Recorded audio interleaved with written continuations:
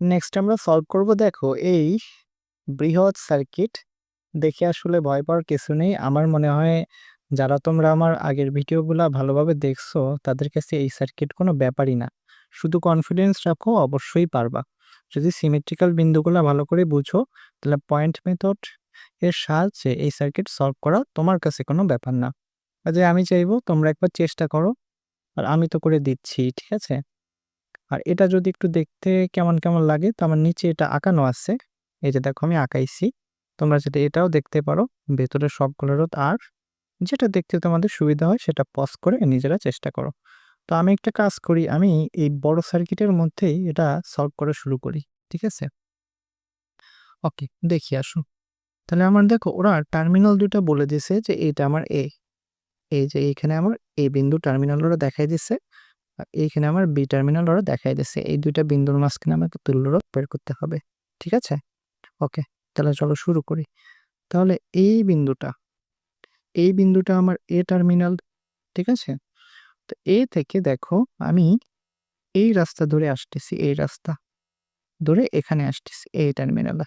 হুম, বা এভাবে না দেখায় আমি ডিরেক্ট একটা পথ এঁকে দিই যে এ থেকে আমি এখানে আসতে চাচ্ছি এই টার্মিনালে। তাহলে এই টার্মিনালটাকে আমি নাম দিচ্ছি সি, যেহেতু আমার বি বিন্দু অলরেডি এখানে নামকরণ করা আছে, তো তাই আমি সি দিচ্ছি। তাহলে দেখো সি থেকে যে সেকশনগুলো বেরোইছে আমি কিন্তু এ থেকে বিতে আসছি, তাই তো? এ থেকে বিতে আসছি। তাহলে সি থেকে যে সেকশনগুলো বেরোইছে, যেমন এইদিকে একটা, এইদিকে একটা, এদিকে একটা, এদিকে একটা, 4টা সেকশন কিন্তু বেরোইছে, ঠিক আছে? এবং এই 4টা সেকশনের মধ্যে একটা সেকশন সরাসরি বি এর সাথে যুক্ত। তো আমরা একটু না মাথায় রাখি। তাহলে দেখো তো এ থেকে সিমেট্রিক্যাল রুল অনুযায়ী অন্য কোনো বিন্দু সি দেওয়া যায় কিনা বলো তো? এই এ থেকে এটা কি সি দেওয়া যায়? না, এটা সি দেওয়া যায় না। কেন? এটা যদি আমি সি দেই তাহলে তুমি দেখো এর কোনো কানেকশনে বি এর সাথে যুক্ত না, বাট এই সি এর কিন্তু বি এর সাথে কানেকশন ছিল। বোঝা গেছে? তা দেখো আমি এই বিন্দুটাকে সি দিতে পারি, এই বিন্দুটাকে, এটাকে যদি আমি সি দেই তাহলে তার একটা কানেকশন কিন্তু আছে বি এর সাথে। বুঝা গেছে? সিমেট্রিক্যাল বিন্দু অনুযায়ী এটা করলাম। ওকে, তাহলে আমরা এই পাশটা একটু মুছে দেই, এটা আমাদের সি হয়নি। ওকে, তাহলে এই আপাতত দুইটা বিন্দু নামকরণ হয়েছে। তাহলে এ থেকে আমরা একটু পথটা চেঞ্জ করে ফেলি। মনে করো আমি কি করতেছি, এ থেকে এই পথ ধরে চলে আসি এই পথে। তো এই পথটাকে আমি নাম দিচ্ছি তাহলে ডি, ঠিক আছে? ডি দিচ্ছি। তাহলে ডি এর সেকশনগুলো দেখাতো, একটা গেছে 12-র সাথে, একটা গেছে 8-এর সাথে, ঠিক আছে? 12, 8 ডি থেকে, আরেকটা গেছে কোথায়? 6-এর সাথে। তাহলে দেখো তো এই বিন্দুটা ডি হতে পারে কিনা? দেখো তো, দেখো হতে পারে। কারণ এই ডি বিন্দুর এপাশেও কিন্তু 8 আছে, এপাশেও 12 আছে, এপাশেও 6 আছে। বুঝলা তো? তাহলে সিমেট্রিক্যাল বিন্দু অনুযায়ী আমি এটাকেও ডি বিন্দু নামে ডাকতে পারি, ঠিক আছে? ওকে, দেন দেখো আমাদের এই পাশটা আমরা একটু মিউট করে আমরা এখন ওই পাশের প্রান্তে একটু যাই। যেহেতু আমার এই বিন্দুটা হচ্ছে বি, হ্যাঁ, এই পাশ থেকে আসলে অবশ্যই হবে, বাট বোঝার সুবিধার জন্য ওই পাশ থেকে আসি। সবসময় চেষ্টা করবা যেগুলো তোমার কাছে জটিল লাগে পয়েন্ট মেথডে সহজ করার সব থেকে ভালো উপায় কি, এক পাশ থেকে শুরু করে ওইটা মিউট করে অন্য পাশ থেকে দেন আবার চলে আসে, ঠিক আছে? দেখবা ইজি হয়ে যাবে। তো আমি এই বিন্দুটাকে তাহলে আমরা বি দেখতেছি, তাই তো? তাহলে বি হলে দেখো তো আমরা এই বিন্দুটাকে তাহলে অন্য একটা নামে ডাকতে পারি ই। হ্যাঁ, তাহলে এটা যদি আমাদের ই বিন্দু হয়, সে ই থেকে সেকশনগুলো একটু খেয়াল করে, একটা গেছে 12-র দিকে, একটা গেছে 8-এর দিকে, হ্যাঁ, একটা 6-এর দিকে গেছে। আর আমরা আসছি বেসিক্যালি বি থেকে ই এর দিকে, ঠিক আছে? তাহলে দেখো তো এই বিন্দুটা কি ই হতে পারে না? এই বিন্দুটা অবশ্যই পারে। কেন? কারণ এর থেকেও একটা কানেকশন গেছে 8-এর সাথে, একটা গেছে 12-র সাথে, আরেকটা গেছে 6-এর সাথে। বুঝলা তো? তাহলে এটাও কিন্তু আমার এই বিন্দু নামকরণ হতে পারে। আমি একটু মুছে দিচ্ছি যাতে এটা আমার ঝিঝিমিঝি না হয়, সেই কারণে মুছে দিচ্ছি। দেন আমার আর কোনো বিন্দুতে কি যাওয়ার প্রয়োজন আছে? কারণ একটা বিন্দু দেখো বাদ পড়ে আছে। শুধুমাত্র একটা বিন্দু দেখো, এই যে উপরের বিন্দুটা। তো এটাকে আমি এফ দিচ্ছি। তো একটু ভালো করে দেখো তো, সমস্ত রোধ 2টা বিন্দুর মাঝখানে পড়ে গেছে। কনগ্রাচুলেশনস তাহলে।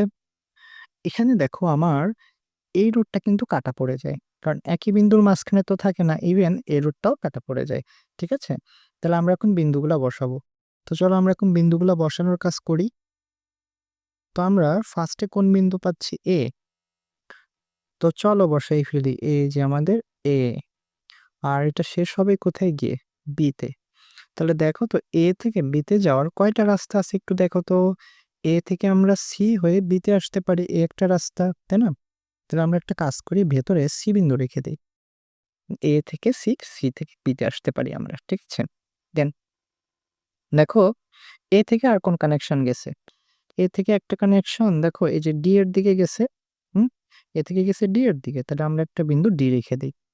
ওকে, দেন বি এর কানেকশন কার সাথে ছিল দেখো তো। বি এর কানেকশন ছিল ই এর সাথে, তাহলে আমরা একটা কাজ করি, বি এর কানেকশন ই রাখি। আর এই এফ এর কানেকশন কার কাছে ছিল একটু দেখো তো। এফ এর কানেকশন কার কার সাথে ছিল? এফ। এফ এর একটা ছিল সি এর সাথে, একটা বি এর সাথে। তাহলে একটা কাজ করি, এফটাকে আমরা এইখানে রেখে দিই। আমার মনে হয় এটা বেটার পাই। মানে এফ এর কানেকশন এ এর সাথেও আছে, বি এর সাথে আছে, আবার সি এর সাথেও আছে। এটা মেবি বেটার হয়, ঠিক আছে? তাহলে চলো এবার সাজাই। তাহলে দেখি কে কার মাঝখানে পড়ে। যেগুলো হবে সেগুলো আমরা কেটে দিব। আচ্ছা, আমরা কেটে দিব কিন্তু, হ্যাঁ, বা গোল করে দিব। তাহলে আমি একটু এটা মুছে ফেলি। এইগুলো আমি একটু মুছে ফেলি যাতে আমার গোল দিতে সুবিধা হয়। ওকে, চলো। তো আমাদের প্রথমটা দেখি আসো। এই রোডটা, এই রোডটা পড়তেছে এ এবং সি, এই রোডটাও পড়তেছে এ এবং সি। তাহলে এ এবং সি এর মাঝখানে আমাদের দুইটা রোধ পড়ে। তাহলে দুইটা পড়লে তুল্য রোধ কত? R/2। তো আমি একটা কাজ করি, R/2 না লিখে হাফ লিখি। তো ধরে নাও যে এখানে আর আছে, মানে আর মানেই তো ওটাকে আমি R/2 না লিখে হাফ লিখছি, মনে করো R=1, ঠিক আছে? ওকে, তাহলে এই দুটা রোধ কাটা পড়লো।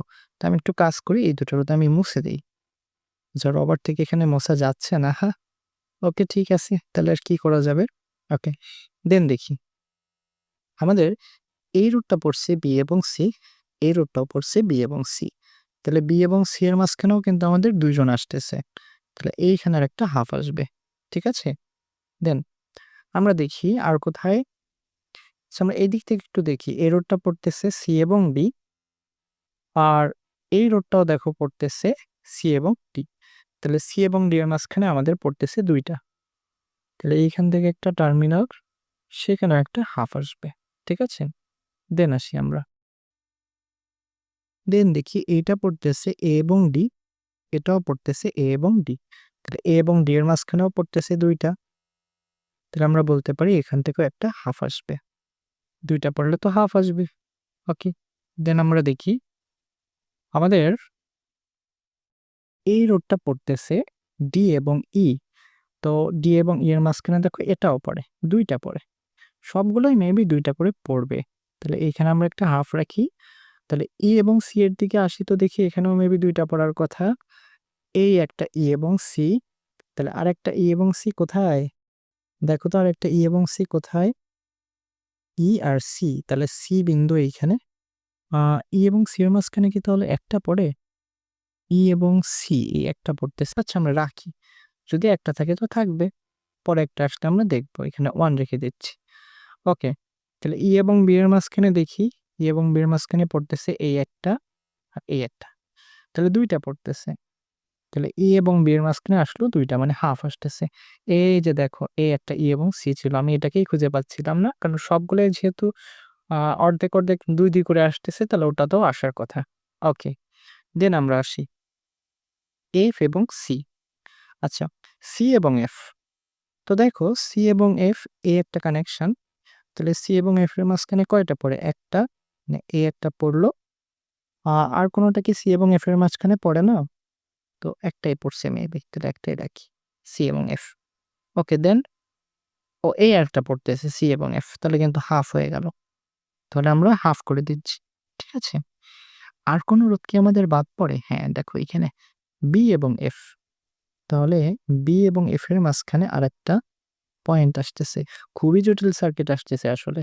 দেন আমরা দেখি এ এবং এফ এর মাঝখানে কানেকশন আছে কিনা। হ্যাঁ, এই রোডটা দেখো এ এবং এফ এর মাঝখানে পড়ে যাচ্ছে।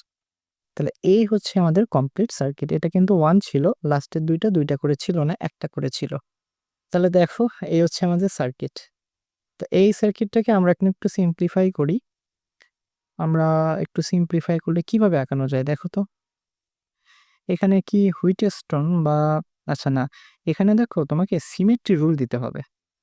তো আসলে সিমেট্রি রুল আমার টার্গেট ছিল যে পরের একটা ভিডিওতে আলোচনা করব। তো সিমেট্রি রুলটা আমি একটু বলি। এটা যারা পাও নাই বা শেখো নাই, ব্যাপারটা ছিল এরকম যে সিমেট্রি লাইন চুজ করতে হয়। এই মনে করো আমাদের সিমেট্রি লাইন পড়বে। আসলে সিমেট্রি লাইন কাকে বলে? এই লাইনের যদি আমি ২ পাশে তাকাই, দেখো বামে এবং ডানে হুবহু দেখতে কি রিপিট লাগে না? রিপিট না দেখো তো? যে এটা হাফ, এটা হাফ, এটা হাফ, এটা হাফ, এটা 1, এটা 1 পুরো কিন্তু রিপিট। তো বলা হয় সিমেট্রি লাইনের ২ পাশে যদি রিপিট হয়, তো ওই সিমেট্রি লাইন বরাবর ভার্টিক্যালি যে রেজিস্ট্যান্সটা পড়ে, যেমন দেখো এই রোধ এটা ভার্টিক্যালি পড়ে গেছে। তো এই রোধটা আমাদের কাটা পড়ে যায়। বুঝছো? আর নিয়ম কি? যে ওই টার্মিনালের উপর যদি কোনো জাংশন থাকে, কোনো বিন্দু থাকে, তাহলে ওই জাংশন থেকে সকল রোধগুলাকে আলাদা করে ফেলতে হয়। আলাদা করে বলতে, যেমন দেখো এই যে রোধটা ছিল এটা আমি এখন আলাদা করে চাইলে এভাবে আঁকাতে পারবো। বুঝছো? কানেকশনটা লুজ করে দিতে পারবো। তারপর মনে করো এই একটা তার হবে এরকম।